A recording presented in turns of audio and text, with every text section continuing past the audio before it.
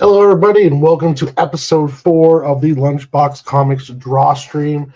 I am LunchBox Warren, and I am the writer and artist and creator of the ongoing comic book series, The Adventures of Cig and Joe, as well as the one-shot, How the Squirrels Saved Longview.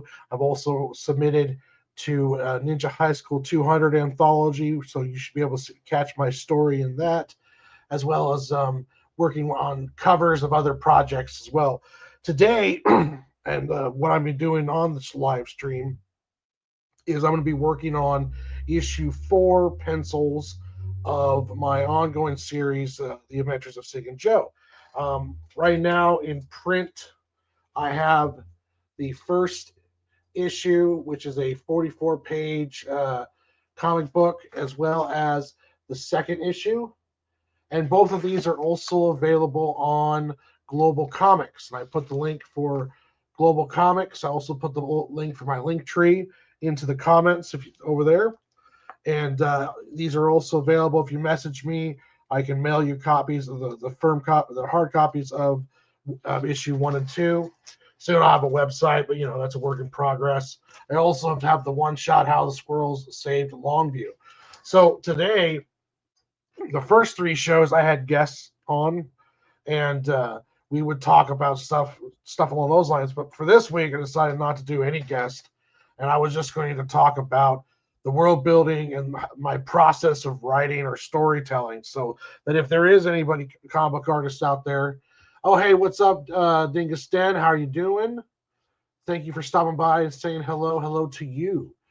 Anyone out there who is struggling or working on wanting to make a comic, you can kind of see what I do, and maybe that might help you with your process. But yeah, I wanted to get into a bit of the writing, how I came up with the idea for The Adventures of Cig and Joe, and how I get the script together for an issue. So I'll be talking about that, and I'll be showing, we will be going over some of that here in a little bit. Essentially, I hope to also be able to cut that video or edit that video out of the live stream and make a shorter video of it, so I can put that up on YouTube as like kind of a how-to, or just like a process video. So we'll see how that one goes. I love all your Grogu's. Never noticed you had so many. Yeah, I've actually gained a new one over right here. And normally I wouldn't have this many, but it's become such a kind of thing, and I put them around every show. Now I'm going to start buying every once in a while when I have the extra cash. I'm going to start buying more of them. So they're going to see more of the little guys popping up all over the place. I have a whole army of Gorgus. But I want to say hello to MSK, Master Swag King. You can catch me on his show every Wednesday and Friday. Just had a great show today with an interview with John's Longbox. You should go check out his channel and also check out Dingus Den's channel. Subscribe, like. But yeah, MSK just had a great interview with John's Longbox. You can catch me on MSK show every Wednesday and Friday. And one of these days, I'm going to get him on here with me for my drawing show. But so right now, we'll start going over the writing process. How I oh yeah, no problem, Dingus. Um, with my writing process. We'll get. I'll show you here. Like so, essentially, when I come up with an idea, I have a when I write it, I have kind of like this 3-tier process where I'll essentially just write it down like on this little yellow legal pad, and I just write down generally what I have the idea for the issue, and then from there I bring it up to a bigger paper, and then I write it more full, and then from there I take it over and I start doing the layouts once I figure out more of the details along those lines. It's the writing process takes a lot of prep, and my first issue of Cig and Joe, I didn't do nearly as much prep as I'm doing now, because it's one of those things as you learn why the prep is so important, why the writing, the having the character sheets, knowing what the designs are going to be, uh, having an idea of the overall story beats of where you want to go and how you want to go there. So that's kind of what I'll be talking about with how I figured out Cig and Joe, some of the mistakes I made along the way, and some of the things I can do to improve on it. But yeah, here we go. I'll just start off here with, um, let's see here. I'm going to switch over to and add that. Boom. All right. So, okay.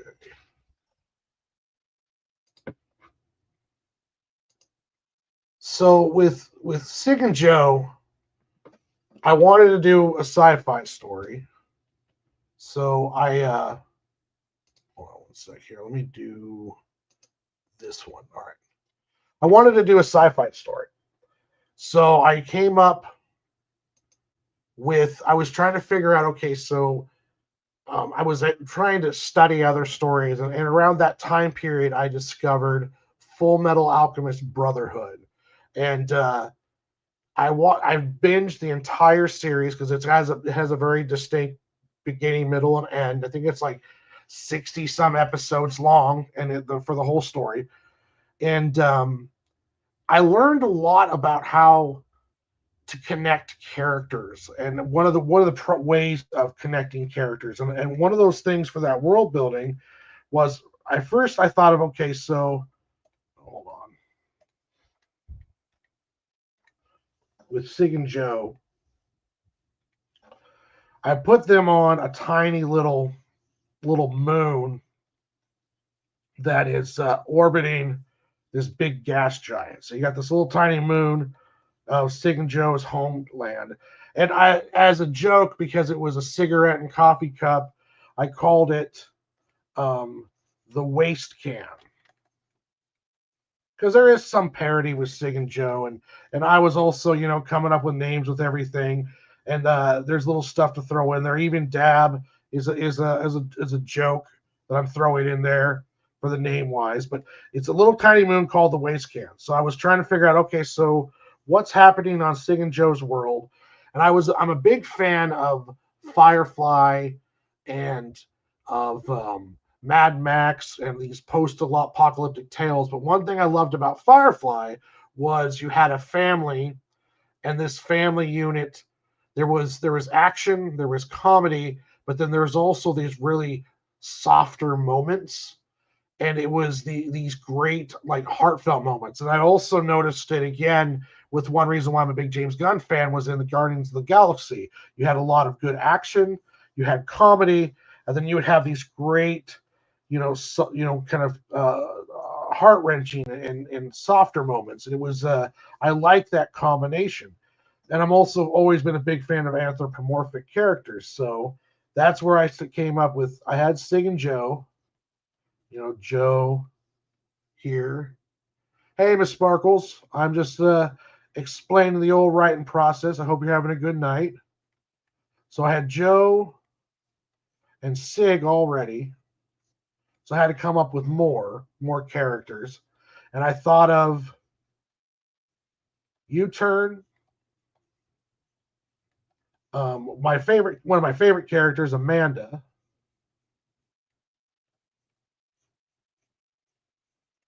And Marv. And I wanted to kind of create a ragtag kind of group or family, kind of like back to that old A-Team kind of days.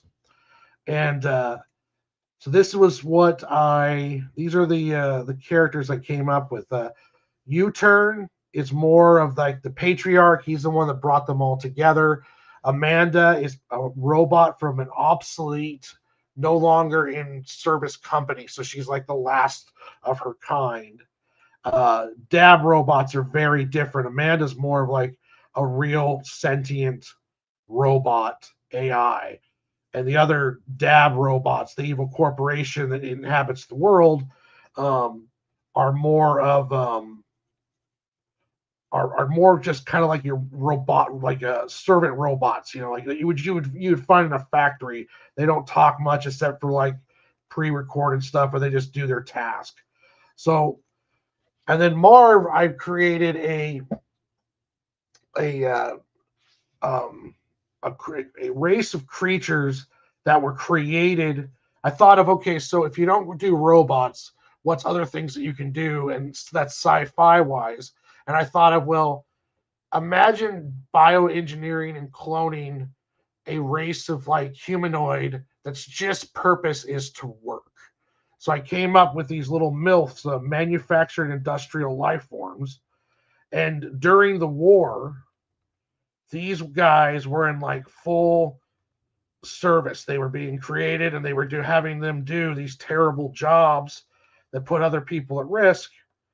And because they were considered expendable. After the war, they were given, rights, and now the process is outlawed except for in the black markets. And so Marv is kind of like, he's treated poorly by a lot of people, and he has kind of a tough shell around him. And so he's always kind of like, he always likes standing up to bullies, and he's kind of a guy with a quick trigger finger because he always has a chip on his shoulder. U-Turn, the patriarch that I created, I wanted to give him, he's a guy with a really checkered past. And because of his past, he's taught Cig and Joe, Amanda, Marv, how to survive in this really rough world. And he taught him like these codes, like always stick up for the little guy, always do the right thing, even in a world that does, like, doing the right thing is can be detrimental at times and really hard. And that even reflects in real life. So I was like, what happens when you take these four misfits and you train them and teach them in a way that's not really realistic in a world that we've got going in the world? So it's kind of like he wants them to be the opposite of what he was. It's kind of like a retribution. Like, I don't want you to be as bad as me. I want you to be better than me. And also, U-Turn deals with alcoholism. He's an alcoholic. He drinks a lot. He feels very guilty about his past. And now, mind you, I'm doing these backstories for characters that are in essentially a comedy type kind of book. But for me, I wanted to have a kind of depth to each character. So I really thought up of their backstories. And it also helps me learn when you want to write a character and like what would this character do in this situation? Well, knowing about that character. So for me, I went all in with all of these characters. Cig and Joe were orphans until U-Turn found them, and then he became the father figure for them. And U-Turn, Joe is essentially, or especially, really is wanting U-Turn's approval. Cig not as much, because he's more of a loose cannon type, and he doesn't really care about that. It's like, he's going to do his thing, and he has more confidence than what Joe would have. Um, so yeah, so I got the family, I got the planet. I mentioned war earlier, because one thing about, like, when you have, so in your story you're going to have all of these characters. Let's say each one of these circles represents a character. Sometimes you got to be careful that you don't want to try to make every character like related to each other. Well, so then that way it's kind of like, oh, the the swordsman the swordsman was cousins with the archer that just so happened to be the chosen one. Everyone's kind of related in this one family, and that kind of just gets kind of weird and lazy. So I was trying to think, well, how do you connect everyone? And when I watched Full Metal Alchemist, I noticed that if you have a tragedy or an incident like a volcanic eruption, a comet coming down, or a war, like in the example of Full Metal Alchemist, what happens is here's that war, and its influence flows out almost like ripples in a pond, and that one incident affects all of these different lives, and in a kind of way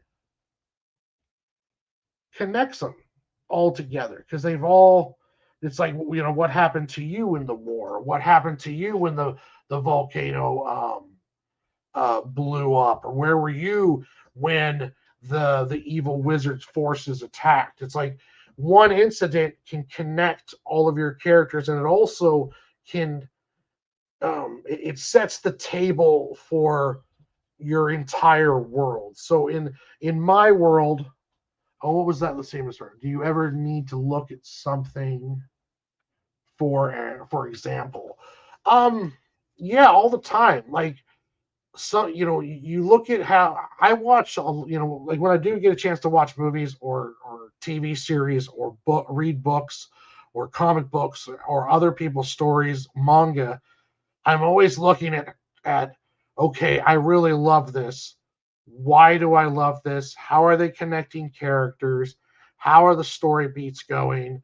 How can I fit that into, not necessarily fit what happened into my work, but learn from like their pacing and their storytelling, and also learn lessons on how you can connect characters and connect storylines. Like my favorite TV series is Spartacus, and one of the reasons why is because it connects so beautifully from episode one to the last episode.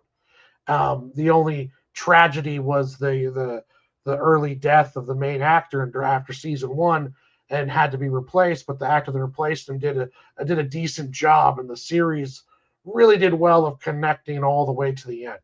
So for me, and for so that was one thing I learned. I learned a lot from Full Metal Alchemist about how to connect characters together, and how the same trauma and tragedies can be shared with people across.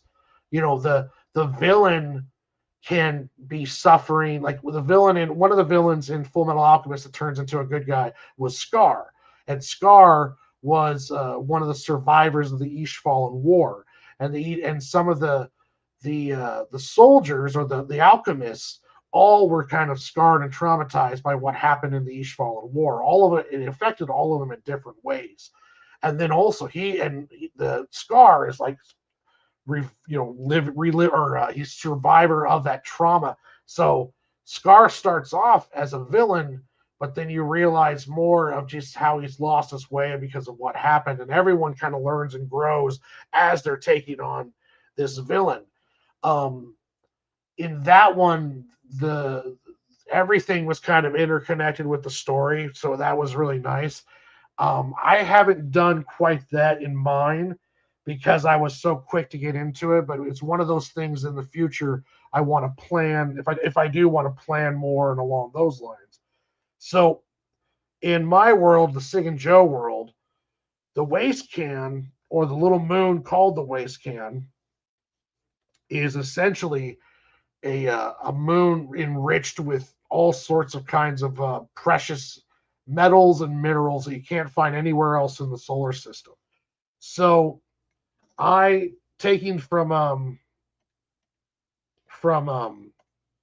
Full Metal, I decided to go with a giant war in the Cig and Joe solar system took place. And if this was like the sun, you have gas giants, and then these two guys here were the Federation or the Federal Alliance of Planets, and they were formed after the war. They were formed up after the war, and they were the victors essentially of the war. And the war took place between two warring governments who had essentially were backed by two mega corporations. The DAB Corporation, which is our main kind of Wayland Core villain, and then also another corporation, which I had a name for, but I got to come up with, I got to remember what that one was. But essentially, these two sides warred, one side won, and at the end of it, everyone wanted to know, like the DAB, the Federal Alliance of Planets, they wanted to get their hands on the waste can because the waste can is filled up with all of these minerals. Now, originally, the waste can was controlled by the other faction because you had the FAP faction, and then you had their the rebels, if you will, faction. So when they controlled the waste can, and the waste can was essentially inhabited by all of these miner families, and the miner families each have their own kind of territory or their own claim, if you will. So it's like these huge cities all around a mining town, kind of mining cities. So after the war, the Federal Alliance of Planet comes in, takes over everything. DAB is essentially, yes, that was part of the joke because it's a part of the government and no one masturbates more than the government. So that's part of the jokes I throw in there. Dab is essentially from dabbing weed. I used that. And then FAP, I thought, okay, well, I got to make something funny with FAP. And then in the second issue, there's actually is a fapping joke. So that's all part of it. You get an A today, Miss Sparkles, for catching that one. So the Federal Alliance of Planets, or FAP, takes over the waste can. DAB is in control of everything, kind of like Wayland Core or Acme, the evil corporation where they create all the goods and they control everything in there.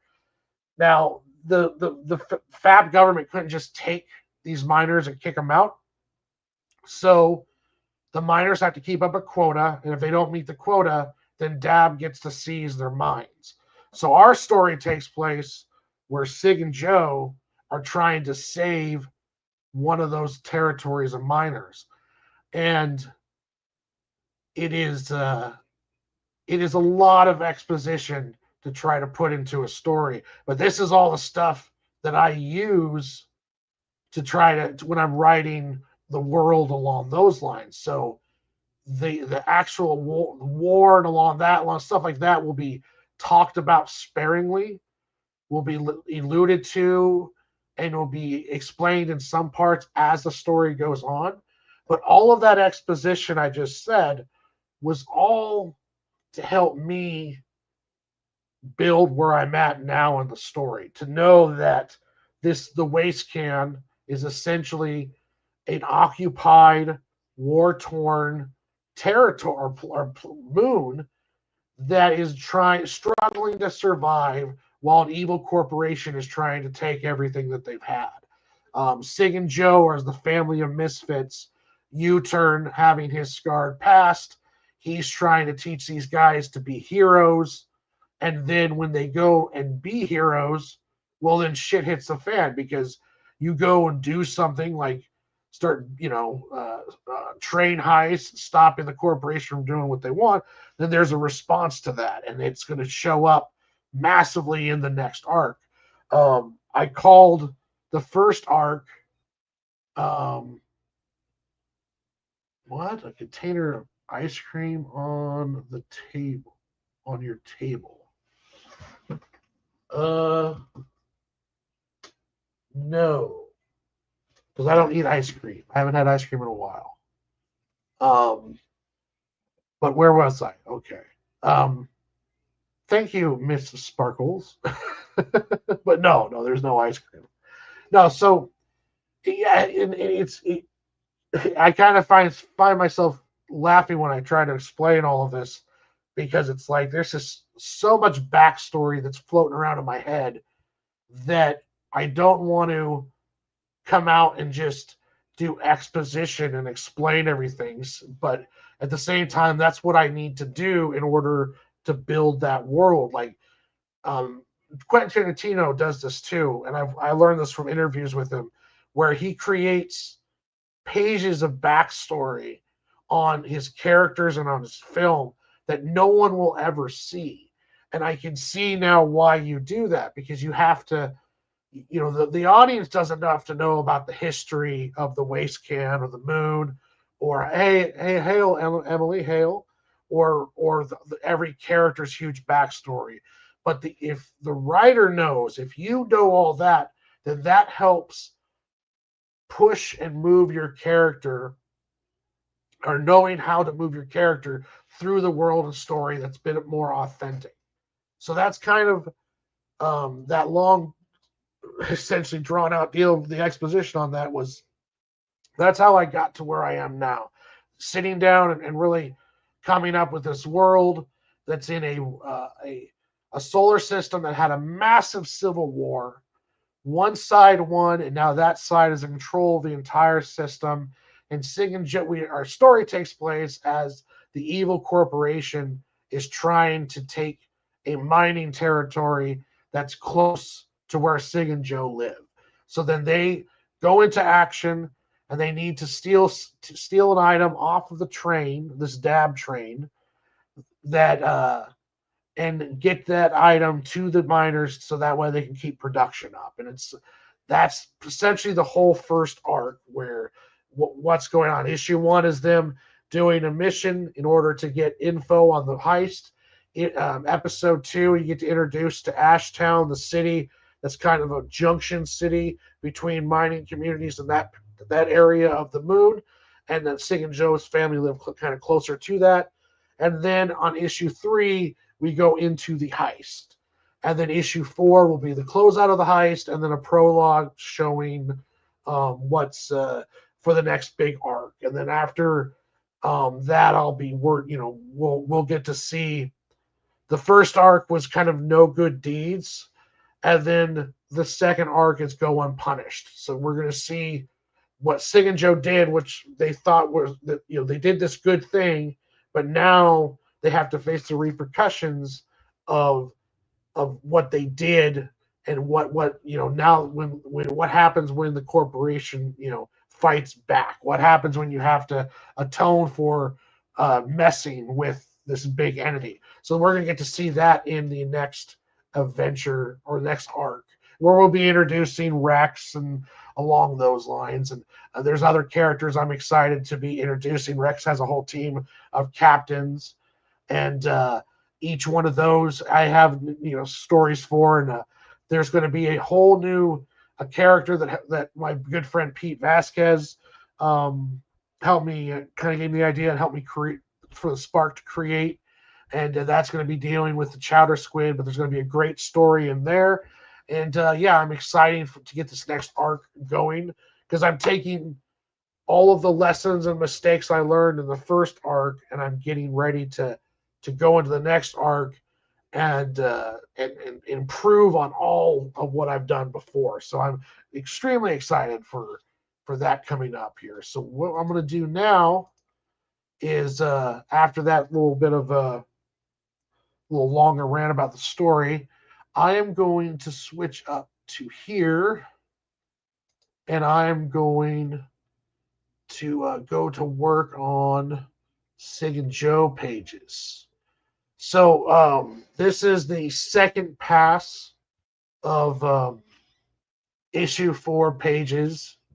Um, I don't have any you're not going to see any dialogue on it. You're just going to see me doing the pencil work. This is the second pass. Like the first pass, kind of I put everything where I want it, and then the second pass I go through and start adding more detail, and then this pass now will be the final pass where I do all of the smoother, more detailed lines and get everything all set. So we're going to drop this down to like 15 to 20 there. Yeah. And then I'm going to put on some music for the background.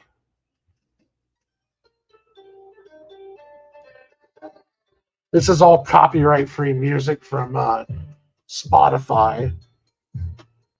And if the music's too loud or not loud enough, just give me a heads up. And I'll be keeping an eye on the chat if you guys have any questions.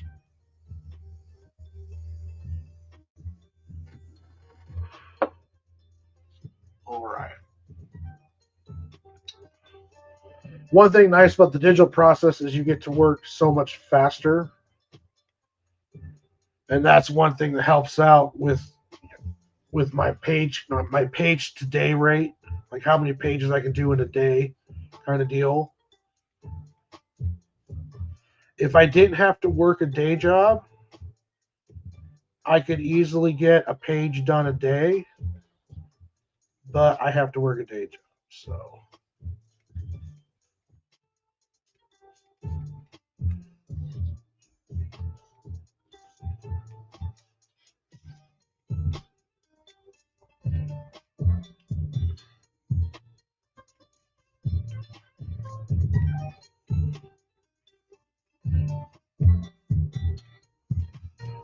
but after I get this issue done, oh, by the way, all of issue 1 and 2 and the Squirrel book is up on Globalcomix. I know I mentioned that earlier, but I thought I mentioned it again. If you like reading comics or don't mind reading comics digitally, I highly recommend the Globalcomix app. It's a small monthly fee, and you get access to Dark Horse, DC, Image, IDW, Oni Press, Antarctic Press. There's and also a plethora of indie comic books. There's just millions of cool comic books on there, and you can also find, like I said, my Squirrel book on there for free. And then if you sign up for the monthly, you can read the issues 1 and 2 of the Adventures of Cig and Joe. Issue 3 will be on there, hopefully in the next month or so. I got to finish up the edits on that, but I've just been kind of concentrating all my time that I do have on getting issue 4 pages done. I wanted to be done by the end of June, but it's not going to happen. And I'm not too upset about that. Shit happens, life happens, so I'm not too, I'm not like kicking myself because I didn't make my time goal, because it's just not the reality of the situation. I'm doing it the best I can, and it'll all get out there because I am working on it. It's just,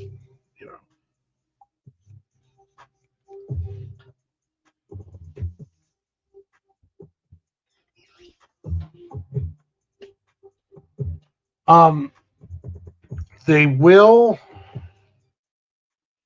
be getting love interests in future arcs. I already have a love interest for both of them that'll be coming in different times of the story. Sig's love interest, we'll see more at the end of the second arc.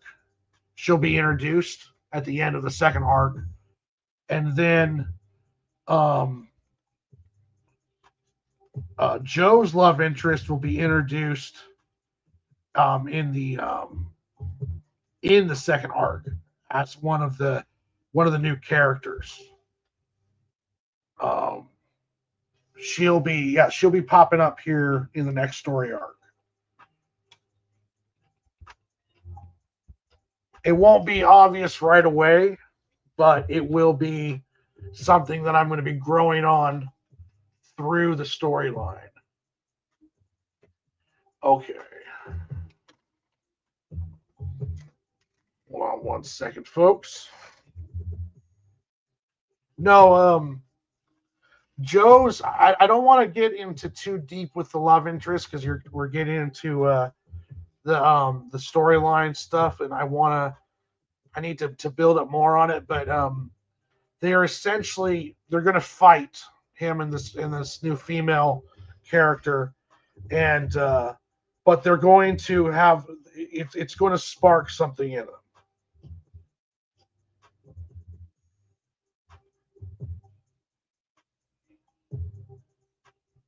And it'll be something that I'll build on as it goes along, as they run into each other. Cig's love interest is going to be. I'm excited to introduce her because she is wild and as crazy as Cig is. So it's going to be a lot of fun. That one's going to be a lot of fun. She is just as crazy and wild, and there's going to be a tragedy. There's going to be a tragedy about her, and her and Cig are kind of like a car wrecks that go together, if you will. It's just it's. I'm excited to introduce her, but that won't be into the end of the second arc.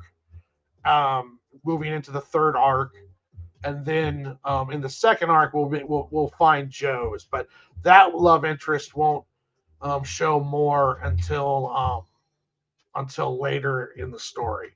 I'm kind of there's going to be stuff that happening to them, and this is going to be along their journey. But I have to go for a sec, so I'm going. Hold on 1 second. I have to go, but I'll be right back.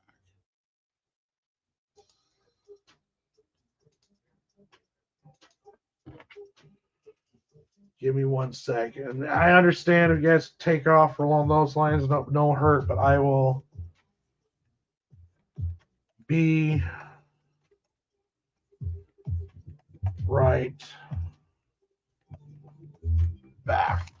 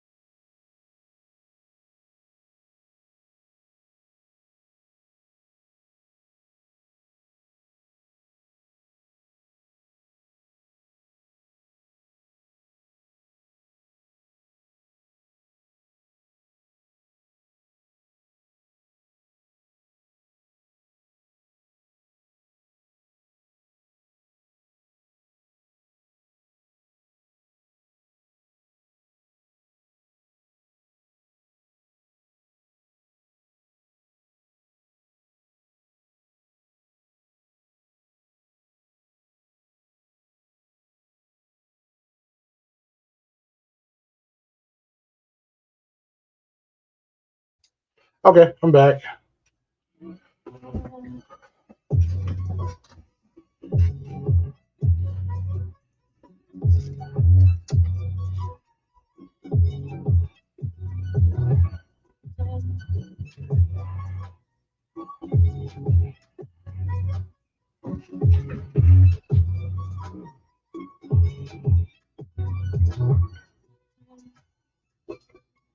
Okay, now I can get drawn.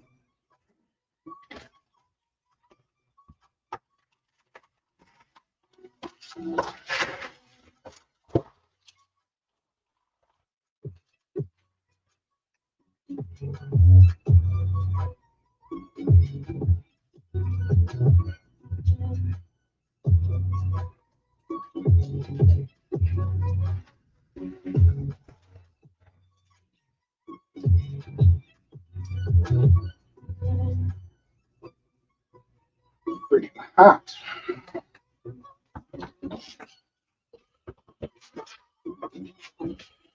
Okay.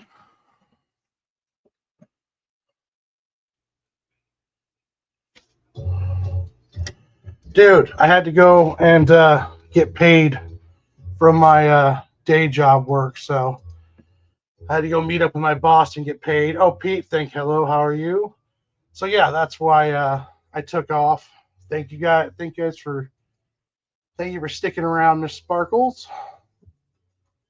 Nice picture, Pete. Thank you for joining me. You're awesome. Okay, so now that I've got the money situation done, I can go back to talking and drawing on Cig and Joe. It's a little hot in here. Ugh.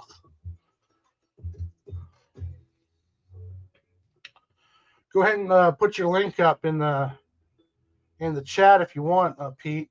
You're more than welcome to. You too, Miss Sparkles. You can put your link up for your YouTubes. You guys are both wrench carriers. All right. So now, where was I? So yeah, Cig and Joe love interest. Definitely have love interest planned. It's going to be fun. Let's see here.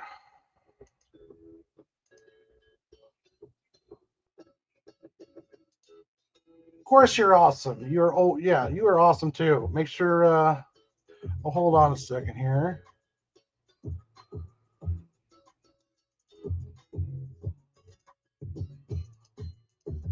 Oh, I have to go onto here.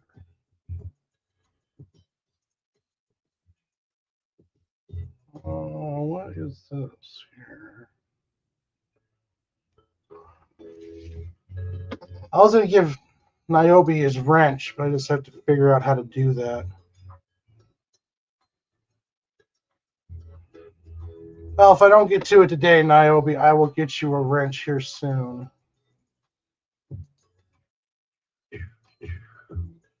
But yeah, let's see here. Practice will view my channel. Live. Add as moderator.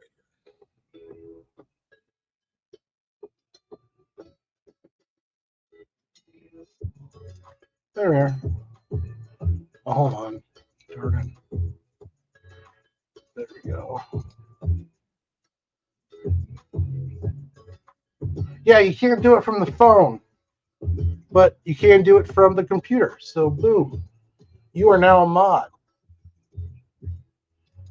Okay, so now let's get back to Drone, Cig and Joe. So yeah, there will be a love interest for Cig and Joe in the future.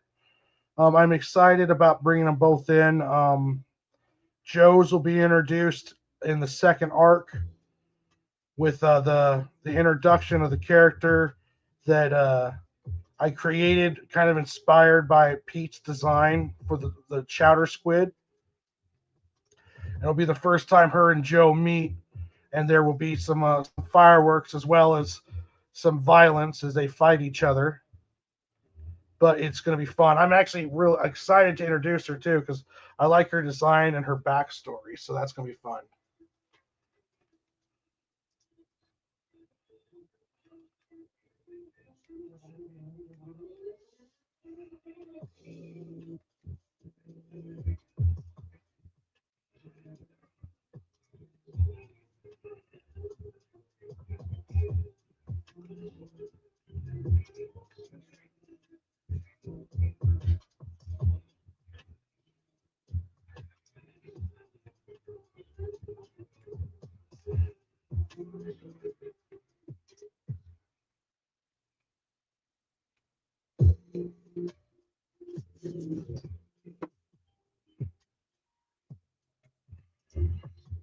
See here.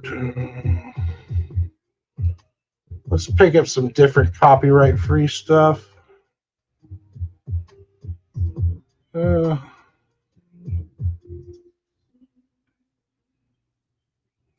the Carl Casey stuff is just the best copyright free synth, like consistently. I like to find something a little bit more laid back, but that stuff can get pretty weird. But I really do like the Carl Casey copyright free music on Spotify. They got whole playlists of his stuff. And it sounds really great.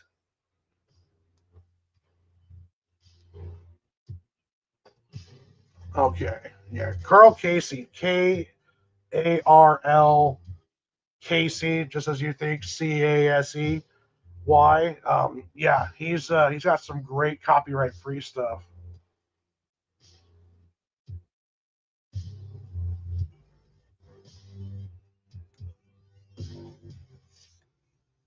Oh shit, damn it! These pages I'm working on now are essentially kind of like the end of the arc, and then I've got some prologue pages that have to do with setting up the next arc and what's gonna like kind of the aftermath. But yeah, these ones are coming up. At least this page 52 out of the 76 pages of issue 4.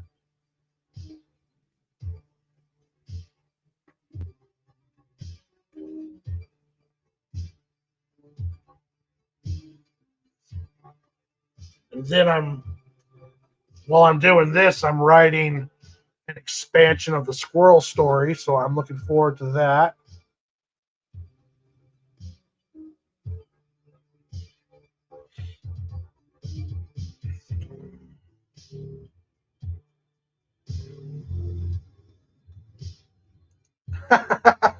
If Cig isn't having sex with a pipe, then it's worthless.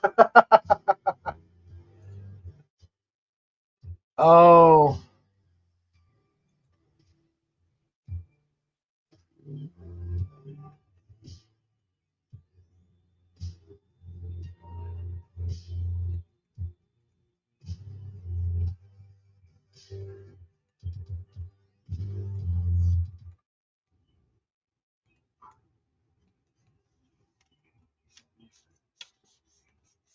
I would tell you, like Cig's future love interest is essentially based off a lighter, and the idea was kind of sparked from somebody else, but I really don't want to mention his name because I don't like him. But he did help me spark the idea for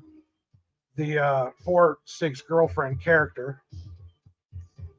But yeah, she's gonna be cool. Yeah,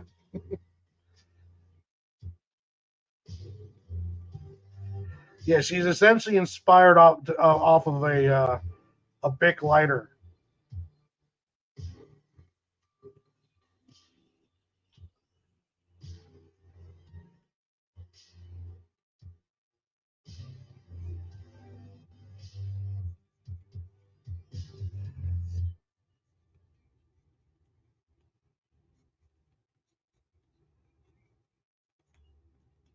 When I get this arc done, then I'm gonna do the squirrel book, and then it's full steam ahead on Cig and Joe's second arc.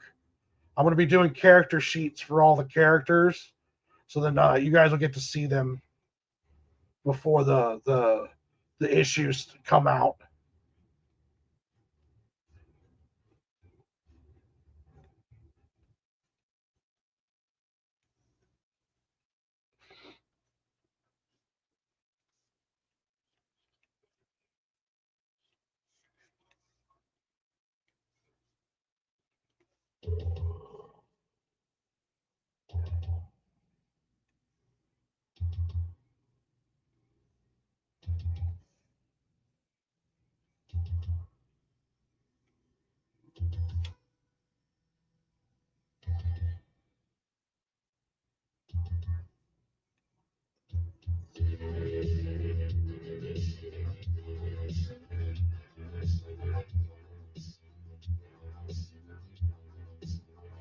But yeah, that's the plan for that'll be kind of in the at the end of that second arc. We'll introduce to her as well as another character that they're going to be the female character is a bounty hunter, and so is this other character that I'm introducing because we're gonna get introduced to Rex at the end of this episode, this issue, and Rex is going to become the kind of like the main bad for quite a while, and we'll get introduced to him at the end of this issue, and then he makes his impact in the second arc, and then at the end of the second arc, we're going to get introduced to the bounty hunters, and one is Cig's potential love interest, and the other one is a character I've been kind of itching to reveal, and that's going to be a lot of fun.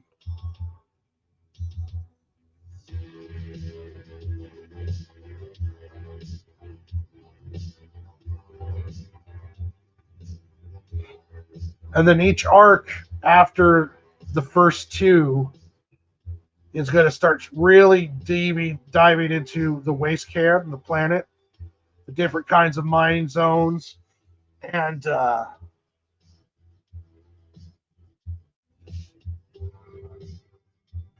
pretty close.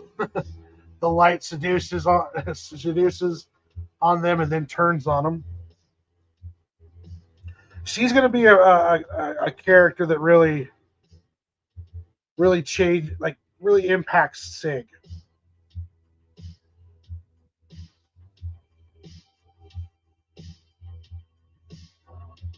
Both the love interests are going to play a part in their character growth, as well as each like the love interests are going to have their own character growth too. Um, it's one of the things with Cig and Joe that when I was setting it up, like the first four issues are essentially introducing you to Cig and Joe and the team and the world, and then the next arc will be kind of introducing the main villain and getting the adventure kicked off. It's going to be a massive event that kind of changes everything and gets Cig and Joe on their journey. And then the next arc will be going into that journey, and then they work their way around. It's all going to be, there's going to be like them traveling to a place, essentially. I don't want to get too deep into it, spoiler territory. But yeah, it's going to go from introduction of the characters and giving them their kind of like their scene to establish who they are, and then introducing the main bad, and then the characters kind of having to find their purpose or their direction after this massive kind of event. Um, I probably could have done it quicker, and I could have been better at planting seeds story wise, but I've been learning as a writer, so it's that this next arc will be a lot more thought out and prepared for. Like I'm kind of creating as I was going with the first issue, And then the second issue, I did a little bit of pre-planning. And then the third and fourth, or the third one, I did quite a bit. The fourth one, did quite a bit too. But when it comes to the next arc, I'm going to have a lot more of it figured out, a lot more of it fleshed out, and I have a better idea of how to get my story, what happened in the story, to connect and have more purpose, like more thought out. So yeah, I'm getting excited for that. The squirrel story is going to be a lot of fun to get done.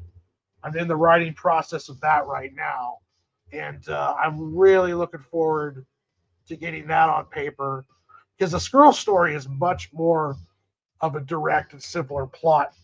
I try to explain Cig and Joe, and it takes me like 30 minutes, and I see an eyes glass over as I'm rambling on about this world and the politics of it, and and the characters and all this stuff and their backstories. But with the squirrel, how the squirrel saved Longview, it's much more of a direct story, much easier to jump into, much easier to figure out, much more direct. So I'm going to have fun playing around with that. And then the lessons I learned from doing that, I'll bring into the next arc of Cig and Joe. I'm a little plugged up because it's been just that kind of the year.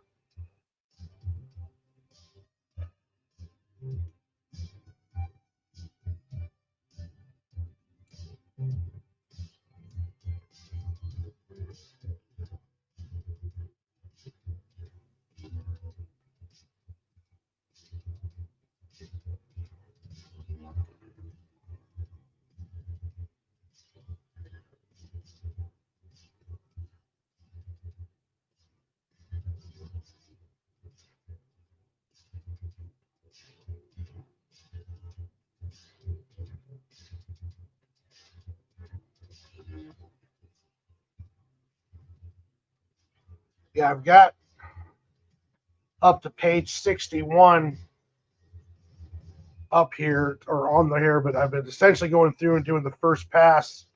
Some of these I had to change, but they're coming out better now, and I had to add some dialogue to it. But I've got this one, and I've got this page here. Cig and Joe talk. I'm really happy with how this page is turning out. Oh yeah, no problem. Yes, I am alive, MSK. I just had to take off to go take care of picking up some money. But boom, yeah. I'm really happy how this train sequence is turning out.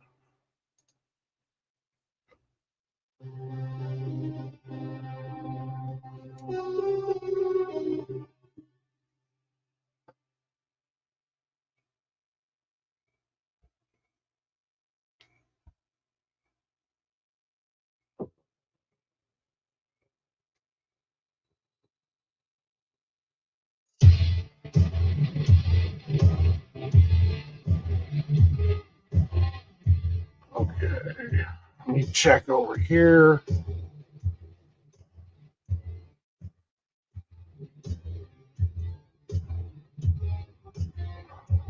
All right.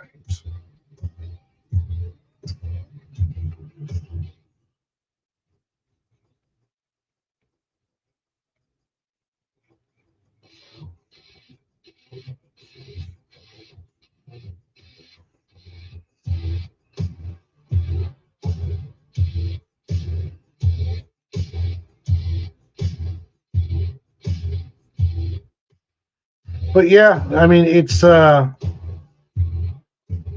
really, really enjoy the comic making process, and it's really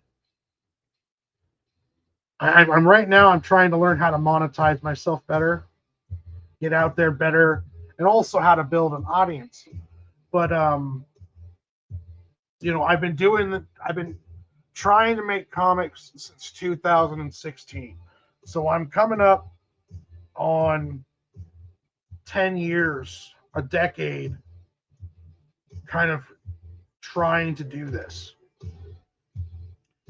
and my part that I'm probably the most deficient, or I am the most deficient in, is reach. I do have a decent catalog of work now. I'm going to have 4 issues of an ongoing series. I'm going to have a big kind of graphic novel sized one shot of the Squirrels book. And I'm rolling right along now when it comes to creating product. Now I have to just learn how to get out there more and sell the product, how to build that audience, how to get my work into people's hands. You know, I am trying to build up my Globalcomix presence more. I'm working on streaming. I've been streaming every Sunday for 4 days in a row, which which is good for me. I mean, like normally it's just stream once and then I don't stream again, but now I've done it 4 times. I'm getting much more comfortable in doing it, and I'm going to just keep doing it. And as MSK would say, you just do it that because you love, like, you have fun doing it. So I've been working on making this stream for me as much fun, getting down here talking about what I want to talk about with my comic books, talking about process, talking about world building. You know, um, I love doing that stuff. I really am a comic book making nerd. I really nerd out over the process of making comics and hearing about how other people, when they come up with their stories and their inspirations.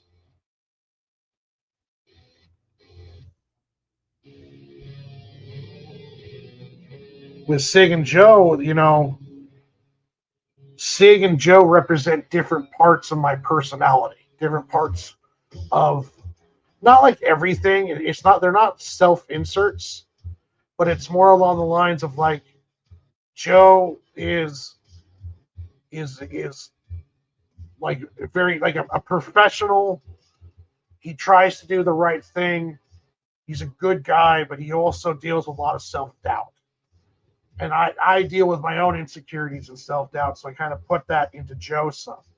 Cig is more, he never takes anything serious. He's like more of my joking side, more of my, I don't, always trying to crack a joke.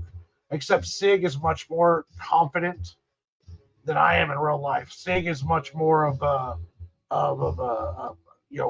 not to say cocky, but he's definitely more confident and more capable. Um, and I tried put because I was trying to write not only like what I knew, and for this one it was like I know I'm a huge fan of sci-fi, Firefly, Aqua Teen Hunger Force. I've always been a fan of taking silly characters and putting them in serious type situations and worlds. So like I like that idea of more of a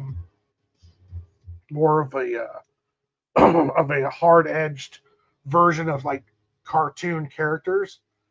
Um, like if I had a choice, I would love to do more of like a PG-13 Darkwing Duck reboot or something along those lines, or do Spider Ham but with a little bit more of a serious kind of tinge to it, and really have fun with the character. Not all of it, of course. You have to keep the humor in there, but I like doing that kind of stuff. So with Cig and Joe, this is just me kind of throwing everything out there. And as I learn how to write, and as I learn how to draw better and write better, with writing better, you start building better characters and better worlds. I'm starting to be able to flesh out Cig and Joe more, and I really, really, really, really enjoy making this comic book.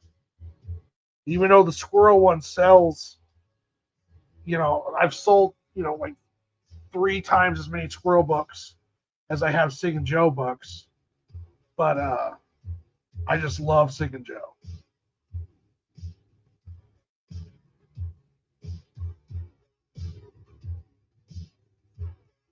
And somewhere in there, I'm also going to be squeezing in my other one-shot graphic novel that could turn into an ongoing series. Is how the day the realm stood still, and that one I have halfway done, and I'm always kind of thinking in the back of my head about that one too, because that's my fantasy story, and that one is really another easier to walk into, more fleshed out story than what I started with here.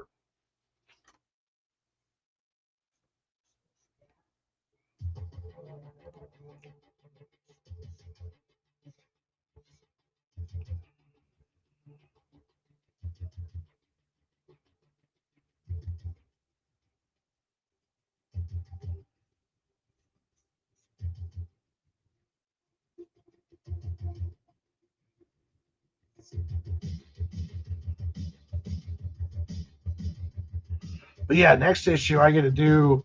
I'm gonna go through and design all of Rex's gangs, a main part of their gangs, motorcycles. I'm going to get all of I'm gonna have character sheets done for most of his main for all of his main gang and for Rex. For the new female character that I'm introducing. I'm gonna do some character sheets for Bernie, for Janet, for Randall. Um, Randall, Janet, and Bernie were introduced in issue 2. Yeah, I'm going to be getting ready to flesh out Ashtown a bit more, and then get everything all set up. And once I get the script done, and then start doing the layouts, um, I will. Once I get those done, when I get to the pencils, I'll start writing and getting ready for the day the realm stood still. Because essentially, once you get the layouts done and the script done, then it's a lot of production work. Um, the pencil stage, like what I'm doing now, I'll be changing dialogue and I'll be changing layouts because I come up with a better idea, or you know uh, I realize there might be a flaw in the what I wrote, so I'm like, okay, I can fix that or make it better. So, after the pencil stage is done, we get to the inking and the gray toning. I'm not changing much at that point. Um, so this is going to be, once I get these pencils done, it really becomes a lot of production, because everything's kind of decided. And then I'm just fine tuning at that point when the pages, the art, and doing the inking and the gray tones.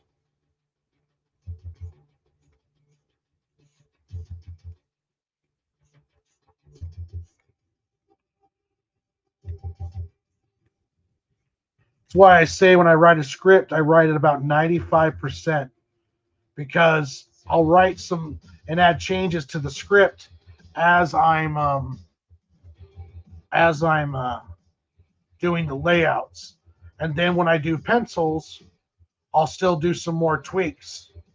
And so then once I get the pencils done, the script is pretty much done at that point. It's been decided, because then now I have the pages figured out, and I'm moving on to the next part. And now it's just more of fine tuning, making everything look pretty and going. So,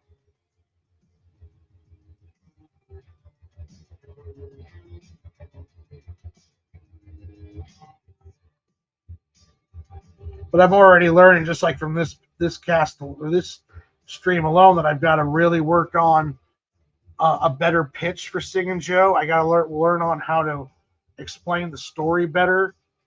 Um, you know, explain, get a better sales pitch, because like, when are we going to smash, Warren? Funny, funny. When are we going to smash, Warren? Well, we're going to get meat one of these days, and we can figure it out from that point on.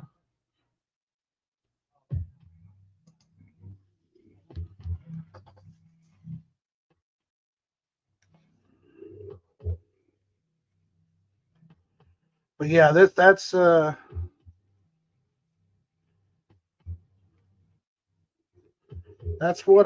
my schedule for the next 2 years. Essentially, is keep on figuring out marketing myself, getting out there more, getting a web page made, or figuring out a decent place to run a store. So that way, when people ask, "Well, how do I get your copy of your book?" I'm just like, "Yeah, go to this web page and you can buy it right from there." Get my Globalcomix built up. I was entertaining doing some formatting and possibly getting back on Webtoons, but I don't think I will. Um, I think I'll just stick with Globalcomix and work on getting content done, comic books done.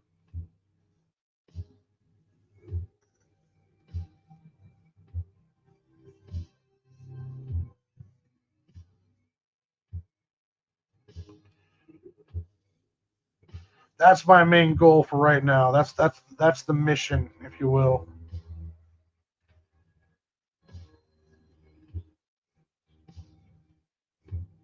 Because I figure as I figure out how to get out there more and to market myself more, having more product or more books is only going to help me better when I as I figure it out. Like if someone discovers me and they're like, "Hey, I really like this book," and then I can direct them to a, a website page that has, you know, 4 issues of Cig and Joe, the Squirrel book, the Date of the Realm. So it's still fantasy, but like just keep building the old repertoire. I've got the Ninja High School submission for Ninja High School 200. I'm kind of keeping an eye on that, seeing how that's going to come to fruition. Is it going to be crowdfunded? Um, is the distribution places that Antarctic Press are going to, are they actually going to work? Antarctic Press, I guess, got into Lunar. What does that look like? Because do they get a better deal financially than what it sounded like before, where it's like $500 up front or something like that? So yeah, it's going to be. I got to figure out what's going on with that, and maybe even though I love Antarctic Press, as I start building up more of a catalog, maybe I'll start shopping it around to other publishers. Even though, I mean, unless you're going to get me into a shop, I don't really want to deal with you because there's no point. I just want to get it. I would like to get into shops and get out there more. And maybe one day, maybe not. I don't know.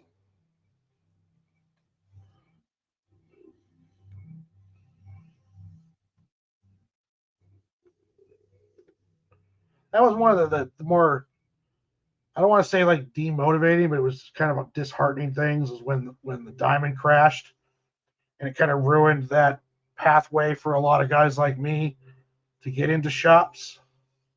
It didn't ruin it. It's just now, you know, I'm I've got to just work harder. It's like, will I ever get good enough to be an image? Where they look at one of my creative books and they're all like, "Hey, we want to publish that," or will I ever be good enough to where one of these others, IDW or one of these other publishers, say, "Hey, we like what this story that you got going on here and your artwork and all those things." I don't know. I just got to keep working at it and creating, and maybe one day I can get up there where I am getting more, where I get noticed by one of them, or submit something and they're all like, yeah, we want this.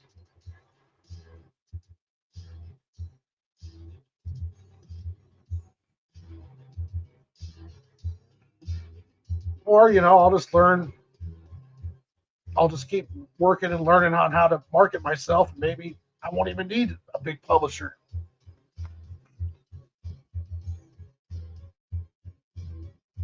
Oh, yeah, because um,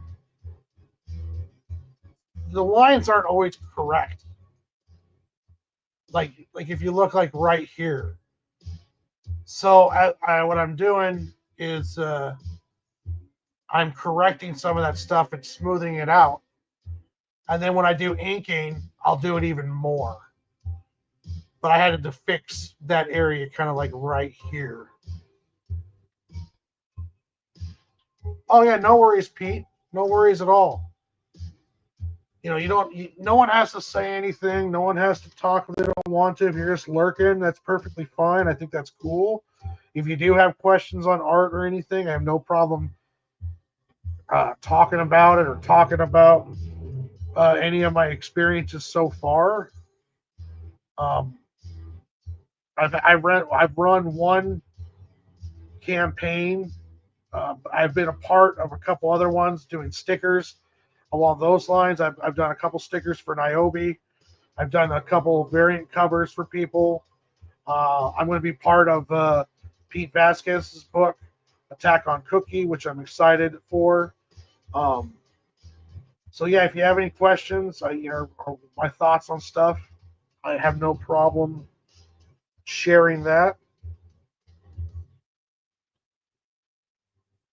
But yeah, working on my marketing is the big thing right now.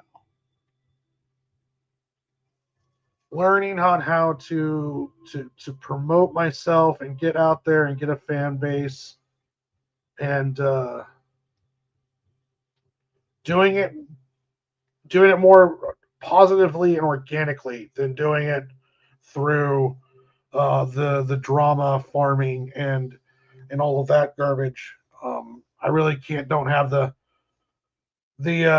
patience for all that stuff. So it's like trying to figure out on how to do it based upon just people who like to watch me draw or read my stuff along those lines. Finding that audience.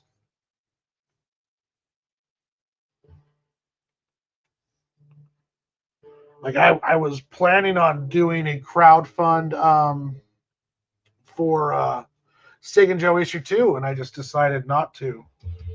Um, crowd funds cost a lot of money, and I just did not have the motivation to do one right now. I don't think I'm going to keep making floppies. That was one of the reasons I thought about changing up to doing graphic novels. So if I go back to Kickstarter, it'll most likely be doing volume 1 of Cig and Joe, where I combine issue 1 and 2 into one graphic novel and do one like that on Kickstarter. But honestly, I don't even know if I'm going to do a Kickstarter again. I don't need to, because I don't need to use it to finance a book, because I finance out of pocket. I have a job, so I don't have to do it that way. And I can just concentrate on making the book, and then I can do my own copies of it. I just have to get out to the conventions, start doing more tables, and getting my stuff out there and getting it done. So I'll be working on that. So I'm probably not going to be doing a Kickstarter. I don't think I'll be doing a Kickstarter for issue 2. I might do one for volume 1 of Cig and Joe, but I'm not sure yet. I haven't fully decided.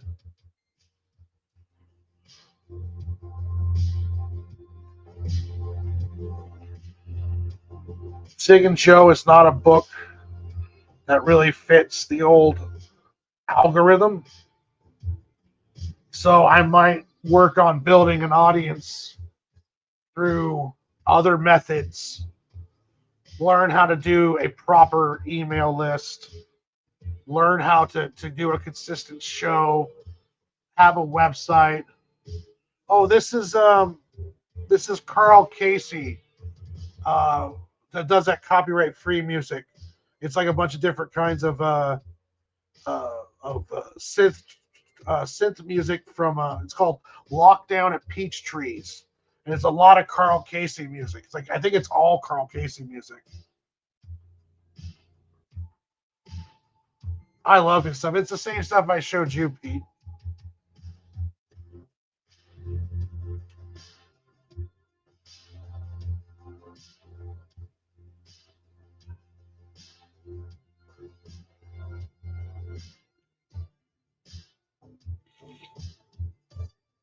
But yeah, this is copyright free music. Lockdown at Peach Trees on Spotify, and it's all of its music by Carl Casey, and that's Carl with a K, Karl Casey. If you just look up Carl Casey on Spotify, you'll find him.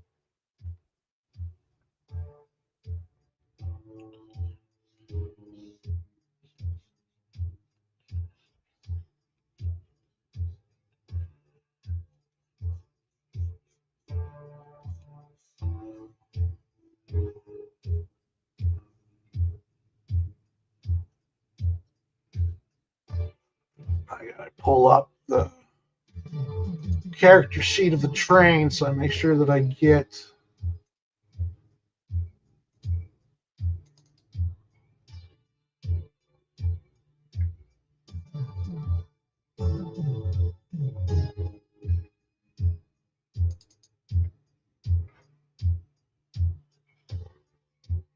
Okay.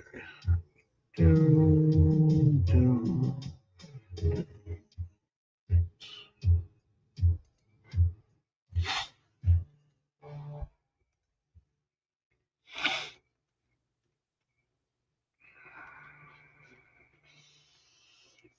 That's why those character sheets are nice, because you can pull them up and make sure you're doing your designs correctly. Oh, excuse me. Freaking allergies. Ugh.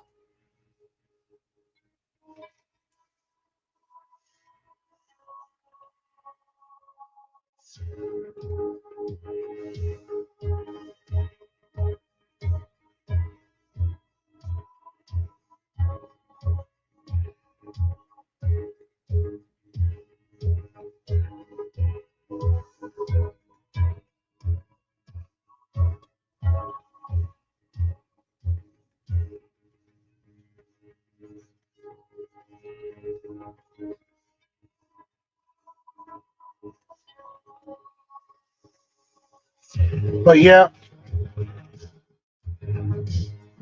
one of the many mistakes I learned from was having that character sheet, character Bibles, having your world really figured out, um, all that stuff. It's so important when you get into this part of the stage where you're trying to do the production part and not having and having that reference. You keep everything so you don't have to go back and redraw something because you forgot to add a character's belt or something like along those lines. Just helps with that consistency.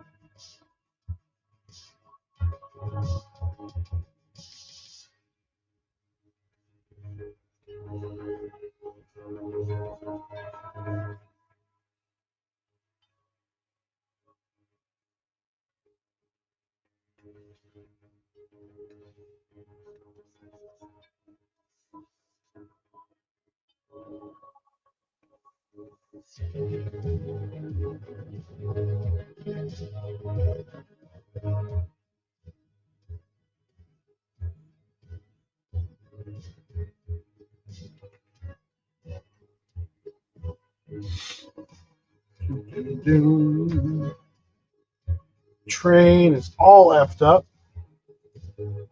But it is because it has been running out of control.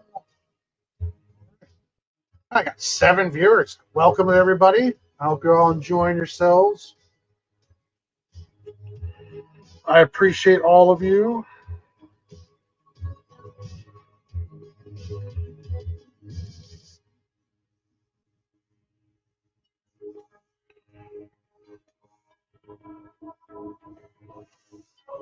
That's right. I got to figure out where. There we go.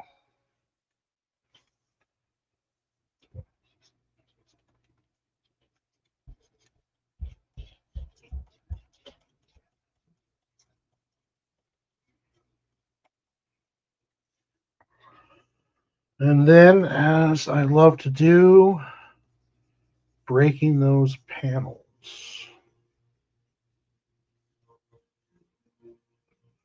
I don't do it, well, I mean, I still do it all the time, but there are entire pages now where I don't break a panel. Oh, thank you very much, Miss Sparkles.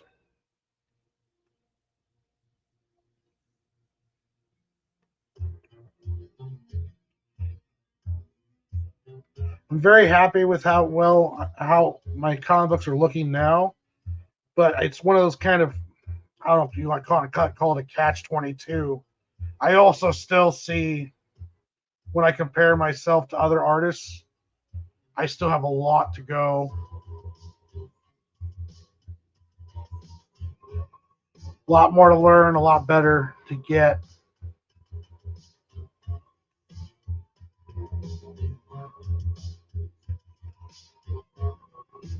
Okay.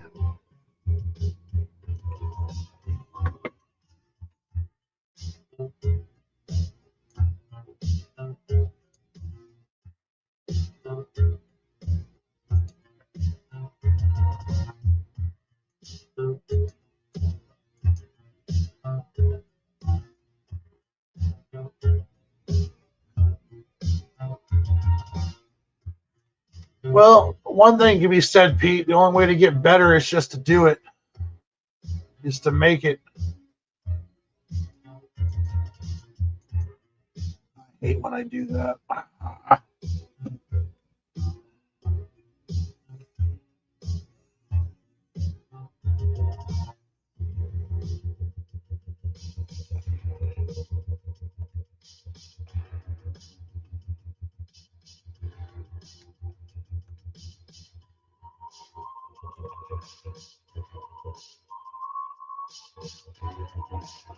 There we go.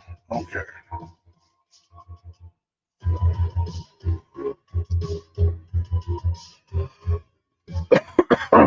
I need to erase up here too.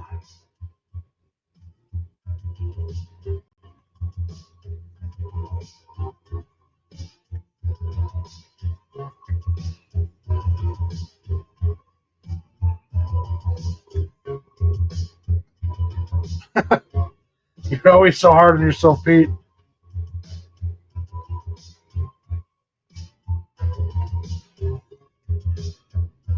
All right. So this page is pretty much done. This page is done enough to go on to the next one, and then I'll clean. I won't.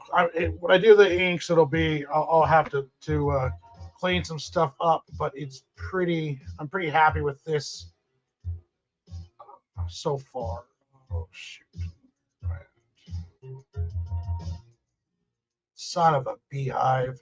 I gotta fix that.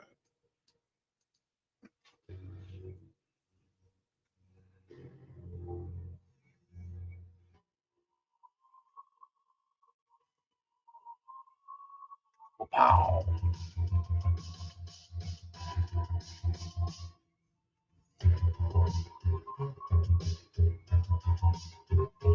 There we go.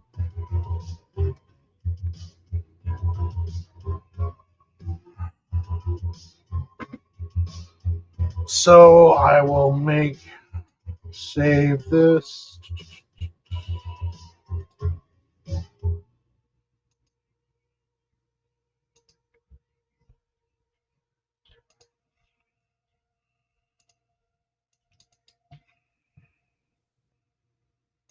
Boom, page 52. Now, let's move on to page 53. The train wreck, if you will.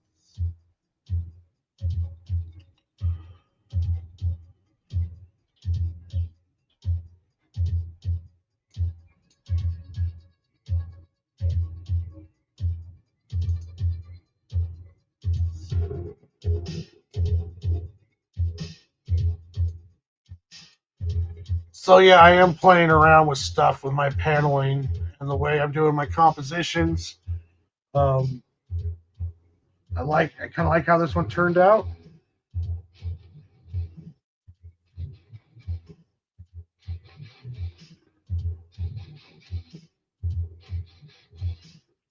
With the old train and straight into the dead end.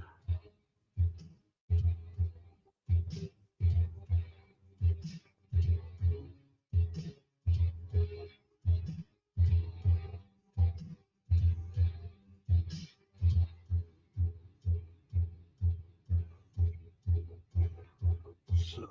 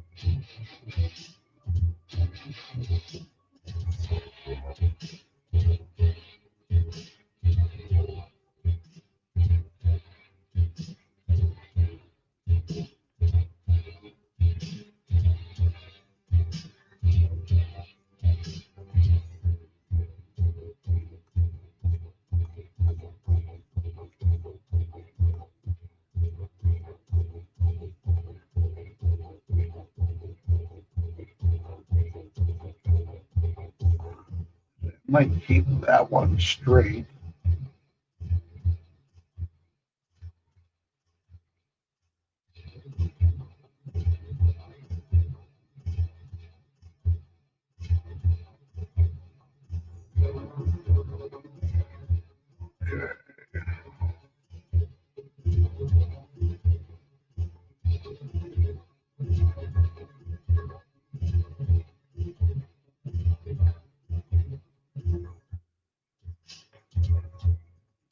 I've been trying to figure out these speed kind of blur lines on how to make them work.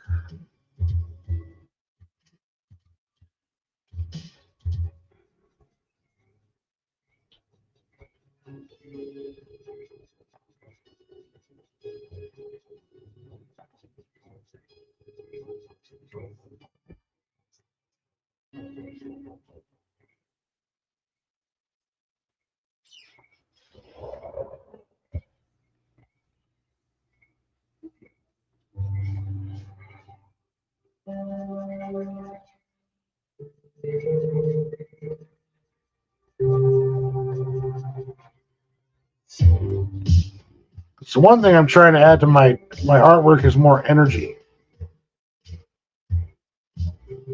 Manga has a lot of energy.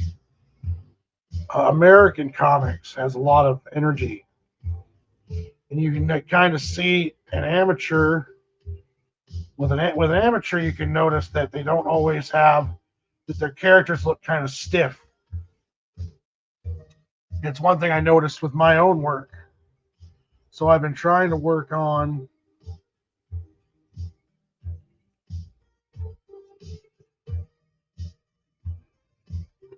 making my characters more energetic, better camera angles, more dynamic paneling, more interesting storytelling.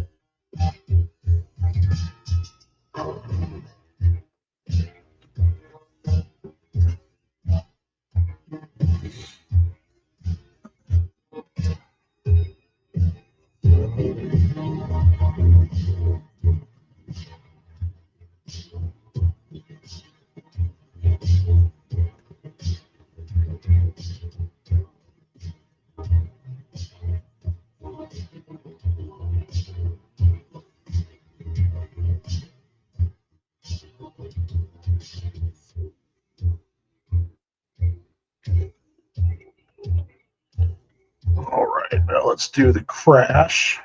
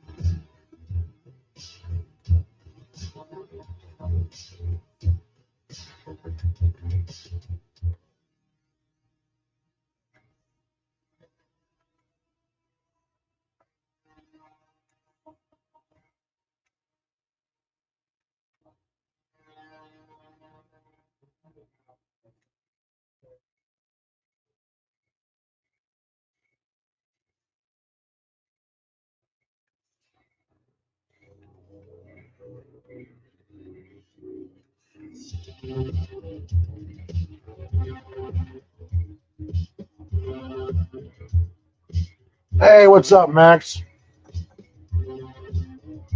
All right.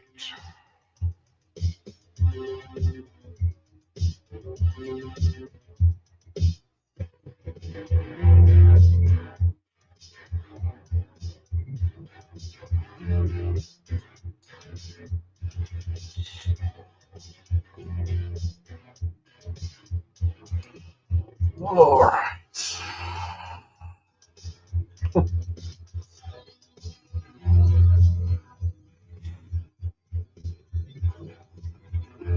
Yeah, cool. Queewin?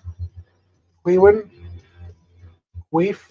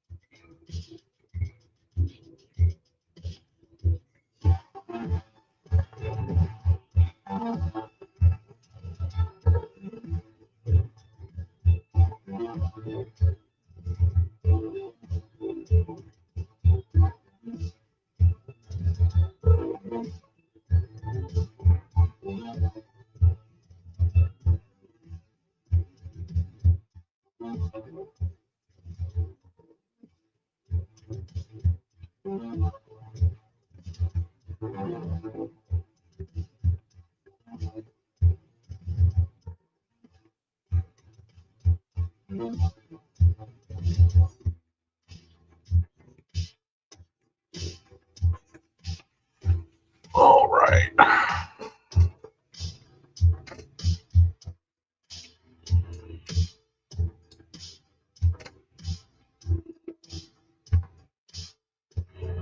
Let's see here. How long have I been going?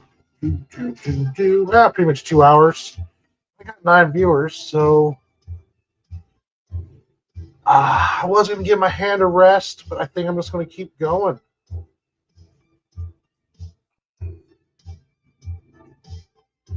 At least get this page done.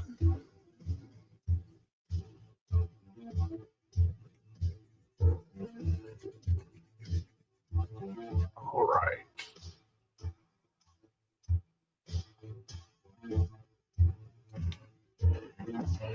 I gotta rest my hand like every 2 to 3 hours. So I'm overworking it.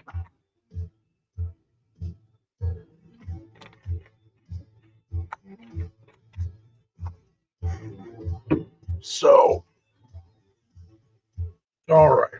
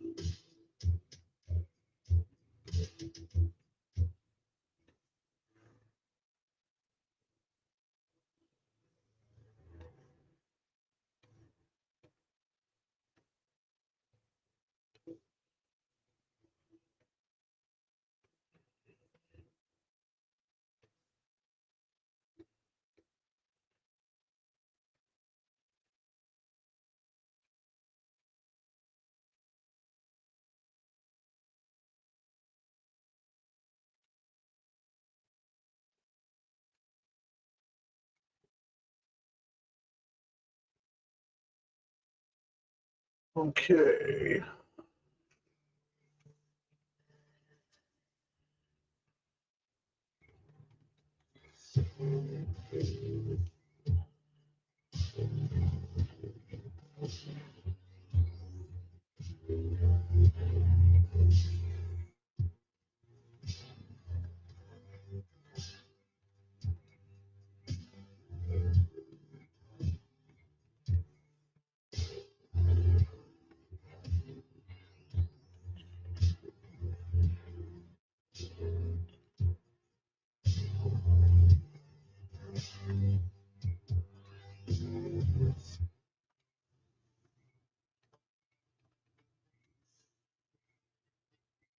No, I'm not done yet.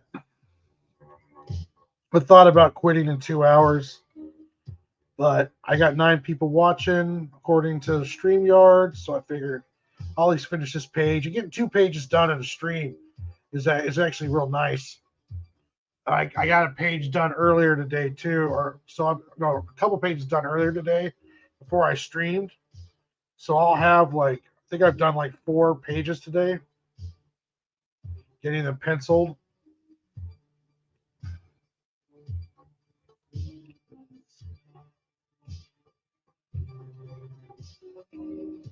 It's just my hand's starting to hurt.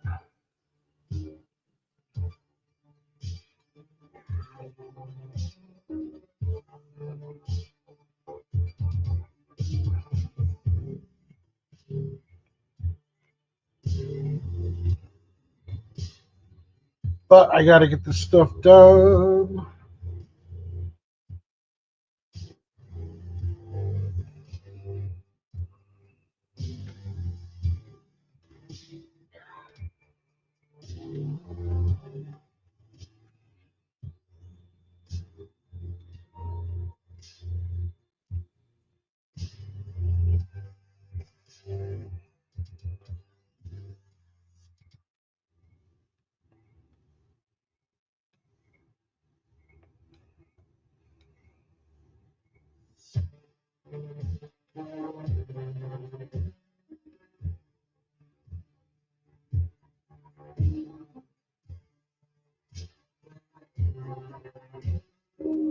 Hey, what's up, Gray? How are you?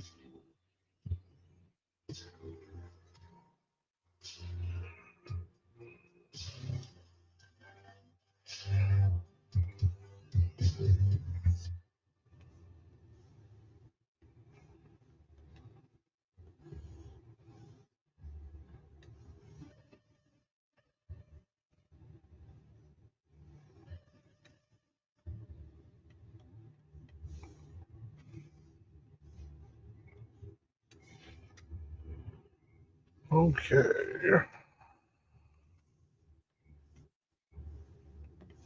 It's one thing I like having my comic book take place on a moon around a gas giant is because then I get to do the whole seeing the planet in the sky in the background, which I enjoy drawing. So I try adding that in there every chance I get.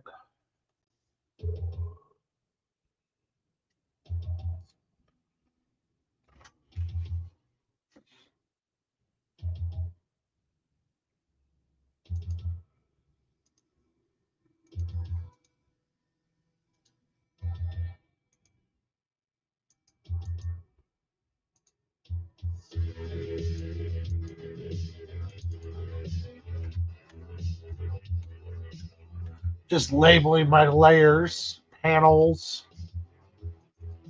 and pencils. So when I go into the next stage, I'll be adding the inks on. Then I'll create a folder where I add in my different layers for the grays. And I'll do the inking and the gray toning or grayscaling all at the same time. Um,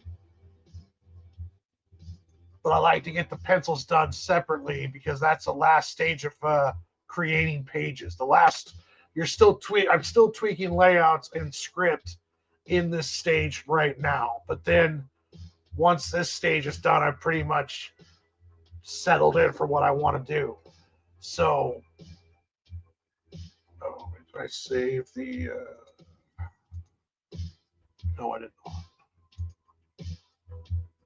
Save a JPEG so that way I can have JPEGs of all issue 4 pages, so that way I can spam the group chats I'm in with finished pages that I'm so proud of. And just drop like 52 pages into a group chat. Say, look what I'm doing, guys. I'm so happy.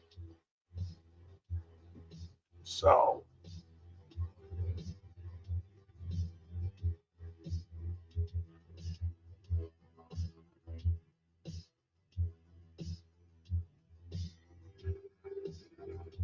Oh.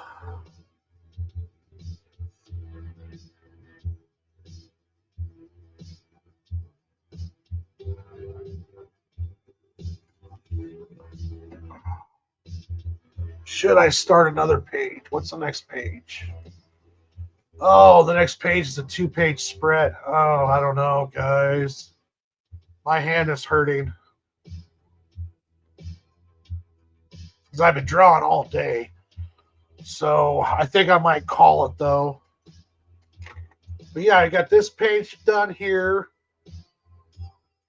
Page 53 is done and ready for inking. And then tomorrow I'll start working on page 54, 55, and then hopefully get that done, and maybe 56 and 57. I might get to 58 tomorrow, but I'm not sure. But the pages are coming along. Essentially, page 58, or well, technically 57, is the last like page of the story arc, and then the rest of them, 59 through 77 or 58 through 76, whatever, however you want to look at it, is those pages are prologue, so are like kind of aftermath stuff. So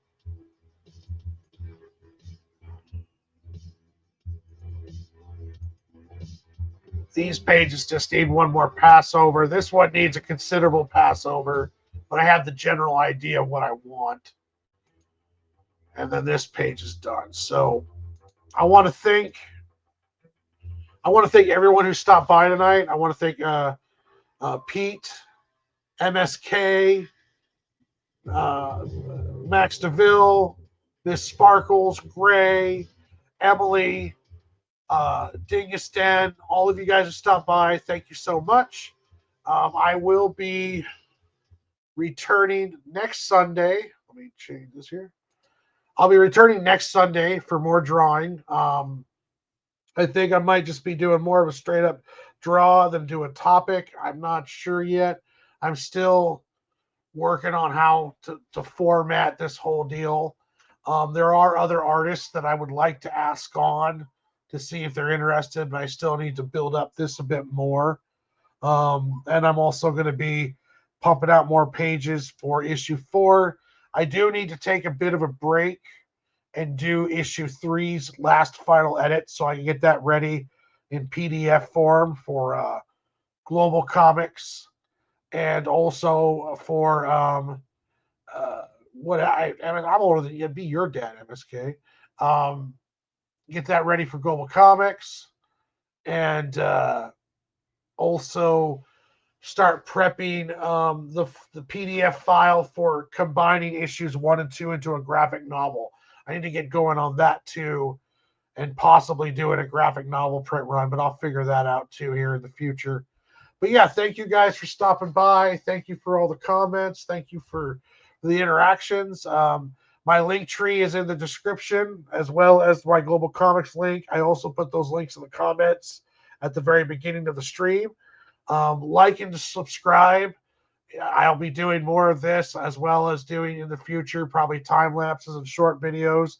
I'm still just I'm going to take streaming like I did with making comics. I'm just going to do it and figure out my way as I go along. So every stream. So episode 5 next week on Sunday.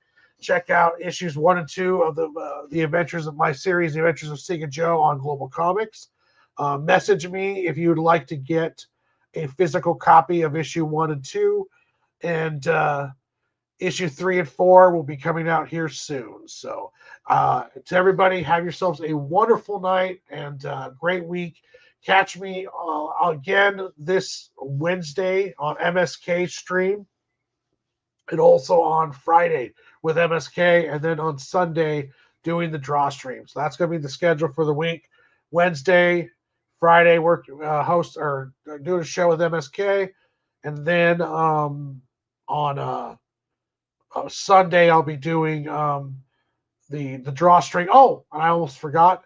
Nettie Netters is going to be doing. I'll be on her show on Thursday, so keep an eye out for that link, and I'll send that out to you guys. And so yeah, it's gonna be a busy week. MSK on Wednesday, Netters on Thursday, MSK Friday, and then back to doing the draw stream on Sunday. So you guys have yourselves a great night, and wish everyone a good week. Until next time, I will see you guys later. Peace out.